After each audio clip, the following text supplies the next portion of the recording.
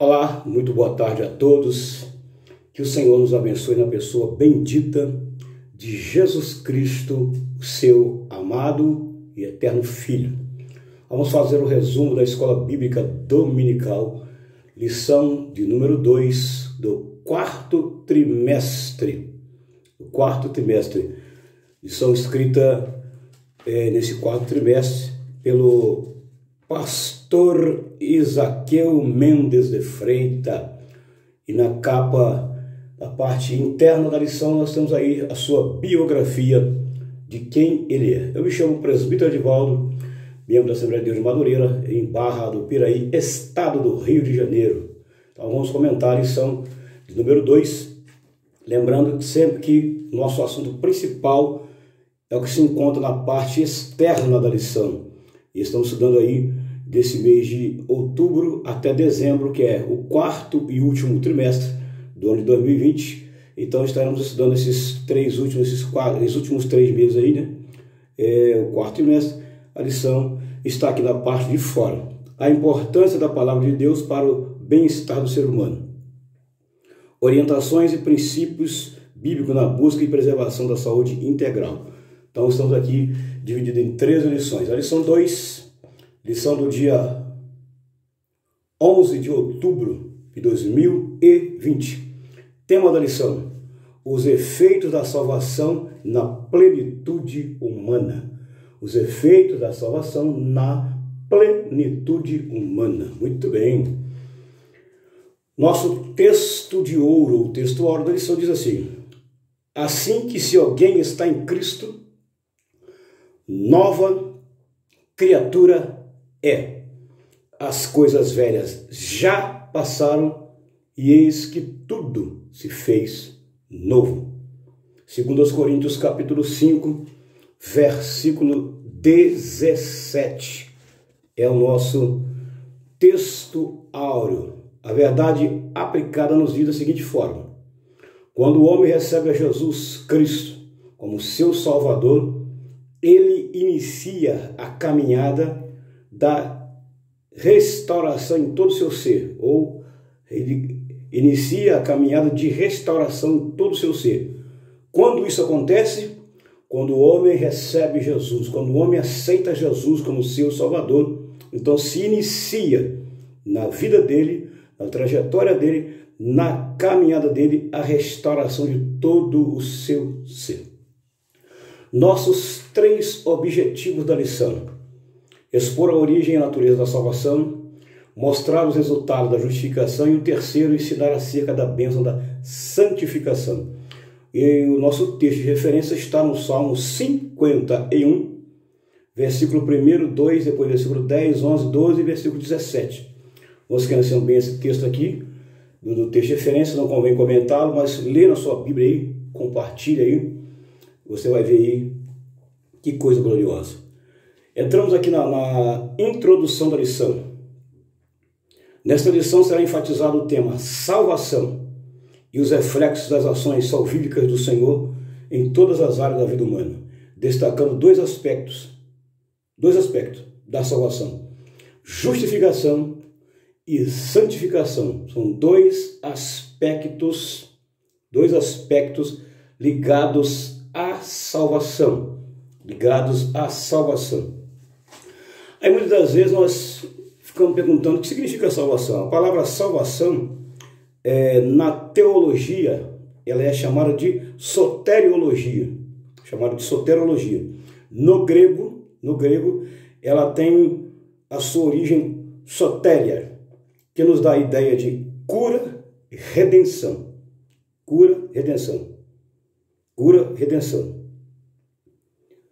E também chamada de remédio e resgate.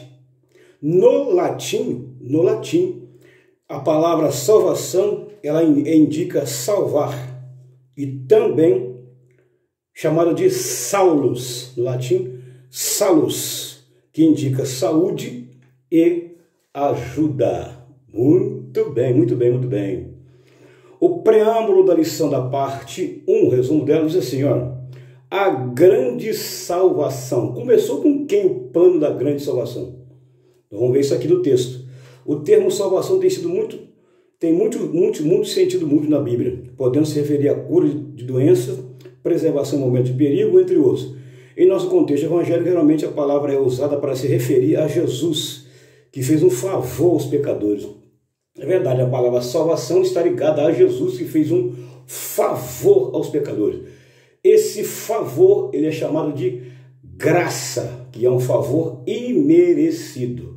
Mas quem foi o responsável por emitir essa graça através de Jesus? Deus foi o principal autor desse projeto. E também aqui diz que é a libertação do pecado. Isso aí Jesus consumou lá na cruz do Calvário, nos libertando do pecado lá na cruz do Calvário. Ela envolve também, a salvação envolve outros umas 4 tópicos aqui, ó. Ela envolve regeneração, que é nascer de novo, ou renascimento. Ela envolve justificação, ela envolve santificação e envolve glorificação. Então são 4 itens, 4 aspectos da salvação. São 4 aspectos da salvação que o autor vem trazendo para nós aqui no preâmbulo da parte 1.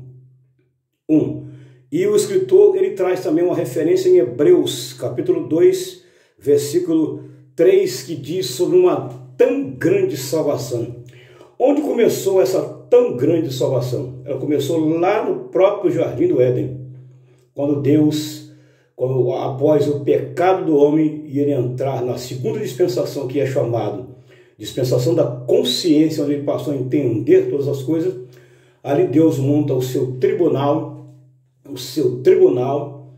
e ele traz uma revelação bombástica ali no capítulo 3, versículo 15, falando de um menino que nasceria, que pisaria a cabeça da serpente. Então o projeto de Deus para o resgate, para a salvação do homem, começou lá no próprio Jardim do Éden.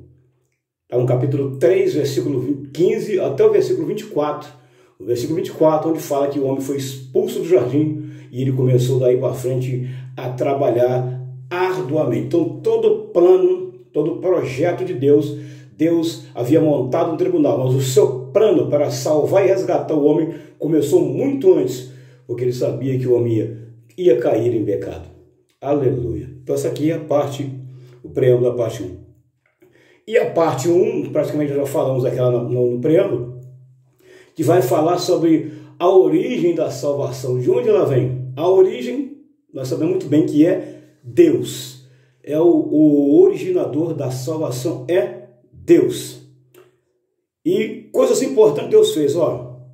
Deus, ele é a principal fonte da salvação, começou com ele, primeira coisa. Segunda coisa, Deus planejou. Ora, Deus sabia que o homem ia cair em pecado, que o homem ia pecar, ele planejou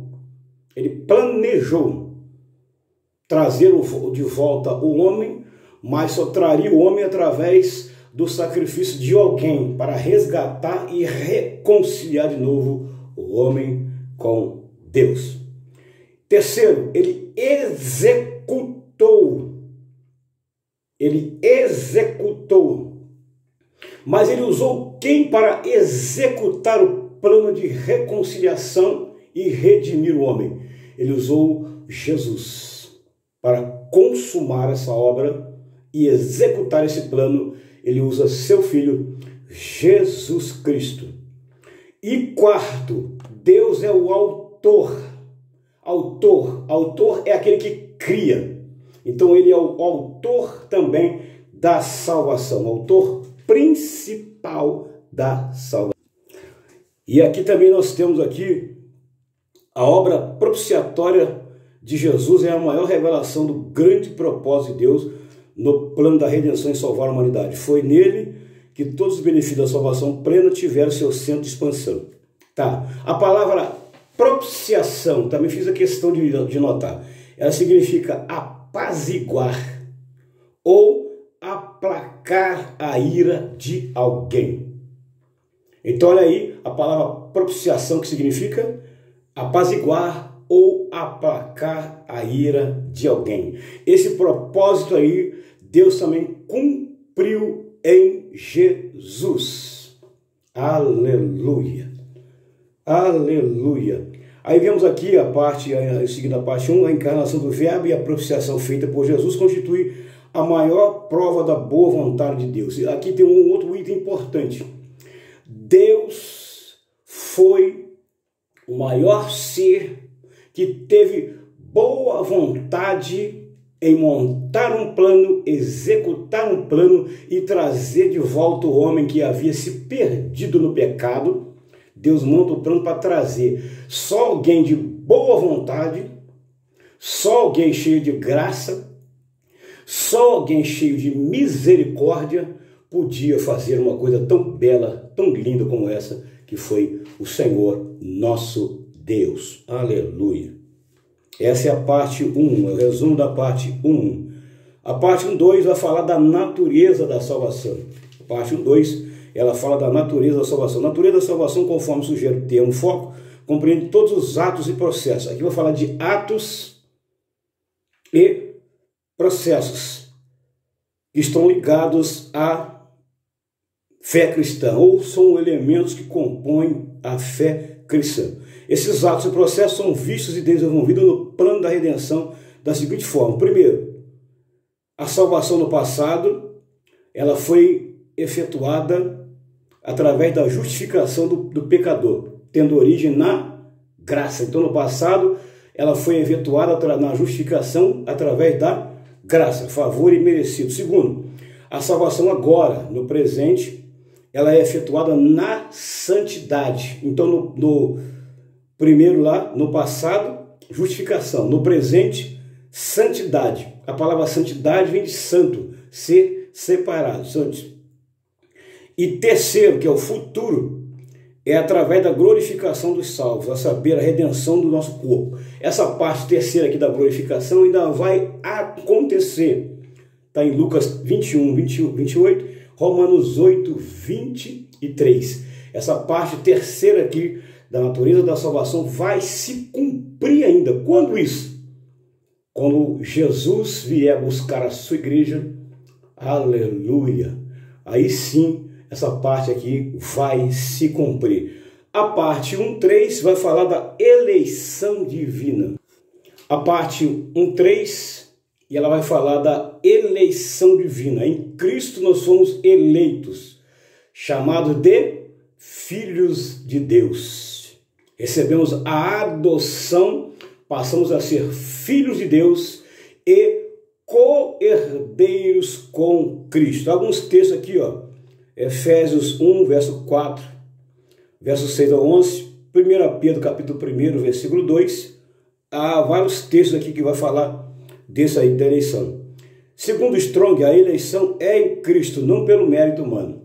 Então ninguém pode se eleger automaticamente, tem que ser por Cristo. Então Cristo foi o intermediário usado por Deus para novamente nos eleger em Deus, nos reconciliar com Deus, tornando novamente nós filhos e co-herdeiros. Isso está escrito na sua palavra. Então, isso aqui é o resumo da parte 1 da lição. A parte 2 vai falar de resultados abençoadores que a justificação trouxe para nós. Segundo ainda Strong, justificação é descrito na Bíblia como o ato divino de considerar como justo, declarar uma pessoa com base na obra de Cristo na cruz, absolvendo-os das consequências eternas do pecado. Ó, declarar justo é quando eu absolvo alguém do pecado. Quando eu absolvo alguém das consequências eternas do pecado. Quem trouxe para nós essa justificação? Foi Cristo. Romanos capítulo 5 diz bem claro: sendo, pois, justificado pela fé, temos paz com Deus. Acabou o versículo? Não. por intermédio de Jesus Cristo. Oh, aleluia! Então, ele nos absorveu das consequências eternas do pecado, nos declarou justo. Mas quando foi isso? Quando ele consumou a obra na cruz do Calvário. Oh, aleluia! Quando ele consumou lá. Aí, esses resultados da justificação, ele trouxe para nós o quê? Paz. Olha o que ele trouxe para nós. Os resultados da santificação, da justificação, trouxe para nós o quê? Paz. Trouxe para o ser humano paz. Os resultados da justificação trouxe para o ser humano paz. O que trouxe então para o ser humano? Trouxe paz para o ser humano. Eu anotei também que a palavra absorver, quando nos declarou justo, absorver é fazer com que algo desapareça total ou parcialmente. Isso é absorver. Para declarar justo ou ser declarado justo, precisa crer. A condição da pessoa ser declarado justo, ele tem também que crer. Ele tem que crer. Ele tem que crer. Essa aqui é uma das condições. Então, o resultado, seguindo aqui o texto, a parte 2, os resultados aqui. A parte 2.1 vai falar paz com Deus. Justificado pela fé, temos o quê? Paz com Deus. O texto de Romanos 5, versículo 1. Versículo 1. Eis uma bênção que faz a diferença na vida de uma pessoa. Porém, é fundamental compreender que está sendo ressaltado aqui a paz que é resultado da justificação. Portanto, é diferente daquela buscada e oferecida pelo homem. Jesus falou isso em João 14, 27. Deixo-vos a paz, a minha paz vos dou, mas não vou lá dou como o mundo a dá. Cristo está trazendo e oferecendo para nós uma paz diferente dessa que o mundo oferece aí fora. É uma paz diferente, não é igual, é diferente. E nós temos no meio desse intermediário aí, entre a paz, nós temos a fé, que foi o intermediário no meio. Paz, resultado da justificação. O homem estava brigado com Deus. Ele foi reconciliado com Deus. Ele estava brigado com Deus e foi reconciliado com Deus. Através de quem? De Jesus. Quem pode reconciliar o homem com Deus? Só Jesus. Mas ninguém tem esse poder para fazer isso aí. Mas ninguém tem esse poder para fazer isso aí. O ato responsável, a graça. A graça. Foi o ato responsável. Aí o segundo benefício que a justificação trouxe para nós agora, alegria. Vou resumir aqui. O que significa alegria? Estado de satisfação extrema. Estado de satisfação extrema, sentimento de contentamento ou de prazer excessivo. Isso é chamado de alegria. Condição da pessoa que está alegre. Na etimologia, né, do latim, diz que a palavra alegria no latim é alacritas ou alacer. Alacer ou alacris é alegria no latim, que significa uma pessoa animado, uma pessoa vivaz. Oh, glória! E também tem a palavra chamada felicitas, que também é uma etimologia que vem da palavra felicidade. Está ligada à palavra felicidade, que é sinônimo de alegria. A palavra felicita, que está ligada à alegria, ela vem do latim, do termo. Vem do latim também. Vem, e a origem dessa palavra é felix, ou feliz. Origem do grego, né? Na realidade, ela vem do grego, que é do latim mesmo, do latim e grego. No grego, a palavra felicitas, ou felix, é psio, que significa produzir. Produzir. E eu anotei aqui também, a palavra alacris, alaxer, ainda seguindo o texto aqui, é alegre. Então, vem o termo alegria. E outro detalhe, a palavra alegria é um dos frutos do Espírito Santo produzido na nossa vida. Oh, glória! Um dos frutos do Espírito Santo produzidos na nossa vida. Através de quem? Do Espírito Santo. Aleluia! No hebraico, a palavra alegria é shediva, shediva, shediva, que é alegria. E também tem uma outra palavra no hebraico, é shada, que significa união. Aleluia. Alegria também no grego. No grego é chara. Chara, a palavra alegria no grego é chara, que significa também alegria. Significa deleite, felicidade. Deriva de chairo, regozijo, que também é alegria. Oh, glória! Como vale a pena a gente meditar na escola dominical. Isso foi o resumo da parte 2.1, 2.2 e a parte 2.3. A parte 2.3 vai falar de esperança, que é um outro benefício advindo da justificação através de Cristo. Trouxe também esperança para toda a humanidade. A justificação trouxe esperança para toda a humanidade. Se não trouxesse, toda a humanidade estaria condenada. Oh, aleluia! Toda a humanidade estaria condenada se não houvesse a justificação. Então, é o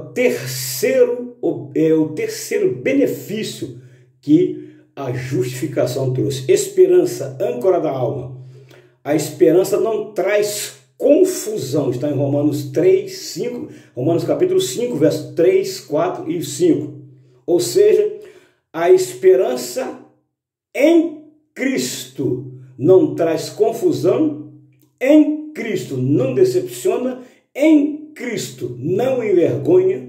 Afinal, ela está fundada em Deus. Deus é a base de toda esperança e também suas promessas. Trata-se de um bem presente nas Escrituras. O discípulo de Cristo não tem esperança apenas no que conserve a vida debaixo do sol. Nós não temos esperança somente aqui nessa terra, nós temos esperança também em coisas que são eternas, futuras, as quais estão em Deus. Romanos capítulo 8, versículo 18 a 25, também vocês podem ler depois lá. Tá? O escritor aos Hebreus destaca aqui a esperança como âncora da alma, segura e firme, pois está baseado no caráter de Deus. Então a esperança é uma âncora da alma, ela está fundada ou firmada no caráter de quem? Meu não, de Deus, que é imutável, que não falha, que não erra. Aleluia. Essa aqui, então, é o resumo da parte 2.3. A última parte da lição, que é a parte 3, agora vai falar da bênção da... Então a parte 3 vai falar sobre a bênção da santificação. Vemos aqui a bênção da justificação, agora vem a bênção da santificação. O nosso bispo Abner, ele fez a seguinte colocação. Tanto a expressão hebraica, Keodesh, como a grega, agiasmos, admitem diversos termos relacionados ao tema santidade, consagração, santificação, separação. Resumindo, a palavra santificação significa, para nós, crentes em Cristo Jesus, significa separados. Separados. Separados. Lembra lá do texto, nós lemos no texto áureo lá, que a base dele é 2 Coríntios 5,17. Assim, se alguém está em Cristo, nova criatura é. As coisas velhas já passaram, eis que tudo se fez novo. Um homem em Cristo Jesus agora, um crente em Cristo Jesus, lavado e remido pelo seu sangue, ele não pode mais falar palavrão. Não, ele não pode mais mentir. Ele não pode mais roubar. Ele não pode mais passar a perna em ninguém, porque ele agora ele é nova criatura. Agora ele foi reconciliado, justificado novamente, regenerado com Deus, através de Cristo. Então ele é uma nova pessoa, ele tem que ser agora uma pessoa separado. Tem que ser uma pessoa separado. Isso aí essa referência nós temos no Salmo 1. Nós estamos no Salmo 1. Eu não vou ler, mas você pode meditar aí o Salmo 1. Quem está em Cristo agora tem que ser uma pessoa separada. A santificação, nós temos que ser separados. Não pode haver mistura. Não pode. Pode, porventura, de uma fonte de água gerar dois tipos de água? Não tem como. Então tem que haver separação. E ele segue aqui o bispo, nosso bispo Abner, nosso bispo Primaz, ele segue aqui, ó. A ênfase do sagrado, a ênfase do sagrado do Novo Testamento já não recai sobre coisas, lugares ou ritos, mas a manifestação de vida produzida pelo Espírito Santo. Aí vem a parte 3.1. A Bíblia diz que Deus ele é o quê? Santo. Aqui está escrito, Deus é santo. Tanto é que a Bíblia diz que Deus é tão santo que ele não divide a sua glória com ninguém. Então o maior ser dotado de um caráter imutável é Deus. Ele é santo. E se o homem, agora reconciliado com ele através de Cristo, tem que ser o quê? Santo. Santo. Tem que ser santo. Santo é uma palavra descritiva da natureza divina.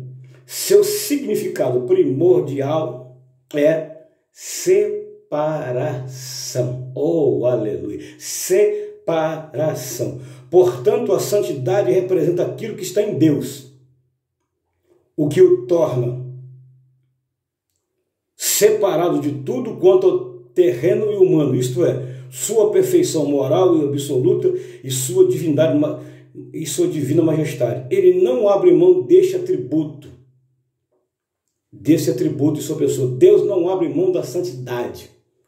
Então, se nós o servimos, também temos que ser santo, separado. Essa aqui é a primeira bênção que vai falar da santificação. Agora, segundo, 3.2, o homem e a natureza caída. Convém ressaltar um pouco isso aqui. O homem, Deus não criou o homem com a natureza caída. Deus criou um homem o quê? Perfeito. Deus não criou o homem em pecado. Criou o homem perfeito. O homem pecou depois. Por uma influência maligna, ele caiu em pecado. E essa consequência afetou toda a humanidade em geral. O homem ficou assim em consequência da queda. Ele se tornou assim porque escolheu fazer a própria vontade, não a vontade de Deus. Essa escolha levou a uma deformidade na alma do ser sem precedente. O que vemos no relato bíblico em Gênesis 3 é uma catástrofe após a outra. Aí temos aqui ó, os segmentos: a corrupção do gênero humano, primeiro homicídio, anúncio de dilúvio, a Torre de Babel. E o relato segue em desvio na conduta espiritual e na conduta moral, até o aspecto cultural, onde foram introduzidos costumes e hábitos de outras nações cheias de paganismo, libertinagem e imoralidade. A marca do homem passou a ser de inclinação para o pecado e desvio de seu Criador. É aqui que entra a pessoa de Jesus para trazer de volta o homem para Deus. Aqui também entra o plano divino, conforme ele lá no início, que Deus montou o seu tribunal de justiça lá no Jardim do Éden, aleluia, punindo o homem pelo seu pecado, expulsando ele do paraíso, colocando querubim na entrada do jardim, mas montou um plano, traçou um plano e executou esse plano através de Jesus para trazer de volta o homem novamente para o seu habitat. Terceiro e último aqui, 3.3, a obra da santificação. É muito importante lembrar que diante da realidade da santidade de Deus e pecaminosidade humana, só é possível retomar o relacionamento com Deus por causa da obra perfeita de Jesus. Então, como que o homem pode tornar novamente o seu relacionamento com Deus? através da obra vicária de Cristo. Cristo foi o responsável, o intermediador entre Deus e o homem. A Bíblia fala que Jesus é chamado de intermediador, é aquele que fica no meio entre o homem e Deus. Ele foi o responsável por fazer com que o relacionamento do homem com Deus fosse reativado novamente. Foi reativado novamente. Como visto no tópico anterior, 2 Coríntios, capítulo 5, versículo 15 ao 21, portanto, todos os reconciliados devem viver agora em novidade de vida. Todos os que foram reconciliados com Deus através de Cristo têm que se viver agora o quê? Em novidade de vida. Aí eu volto de novo a frisar nesse vídeo. Se você roubava, você não rouba mais. Se você mentia, você não mente mais. Se você falava palavrão, a sua boca agora é para glorificar e adorar a Deus. Aleluia! Se você passava a perna em alguém quando você estava lá fora antes de ser reconciliado, tudo bem. Já foi perdoado. Agora você é nova criatura. Tem que andar em novidade de vida. E você não pode mais viver essa vida miserável aí, não. Tem que tomar uma atitude, mudar de caráter, mudar de postura, de personalidade. Não pode ser a mesma pessoa com a mesma bagagem. Tem que haver uma mudança, porque o Evangelho é mudança de vida. Também, Colossenses capítulo 3. Esse texto, quando eu era novo convertido, falava muito para mim esse texto. Colossenses capítulo 3, medita nele também. Aleluia! E assim, se alguém está em Cristo, buscai as coisas que são lá de cima. Agora nós estamos em Cristo, temos que buscar coisas espirituais. Coisas espirituais que são de cima. Buscar as coisas que são de cima agora, onde Cristo está sentado. Romanos capítulo 6, versículo 4. A fonte que nos capacita a termos esse novo andar expressa no seguinte termo: estar em Cristo, andar nele, andar em espírito. Somente assim será possível uma vida em santificação. E o bispo Abner, ele deixa algumas referências aqui, ó. 1 Tessalonicenses 5, 23. A gente pode até ler de cor, né? Sejam plenamente conservados irrepreensíveis até o dia da vinda do Senhor, corpo, alma e espírito. E ele deixa também aqui uma referência em 1 Pedro 1, 15. Então, medite nesse texto que nós passamos aqui. Que Deus abençoe a sua vida. Isso foi um resumo da Escola Bíblica Dominical, lição de número 2, do dia 11 de outubro de 2020. Que a graça salvadora do Senhor abençoe a sua vida. Que você possa reconciliar novamente com Deus. Voltar para o Senhor. Voltar para o Senhor enquanto é tempo. Porque um dia Ele vem buscar o seu povo e a sua noiva. E queremos que você faça parte também desse grande evento. Deus abençoe a todos na pessoa sacrossanta e bendita de Jesus. Amém? Amém.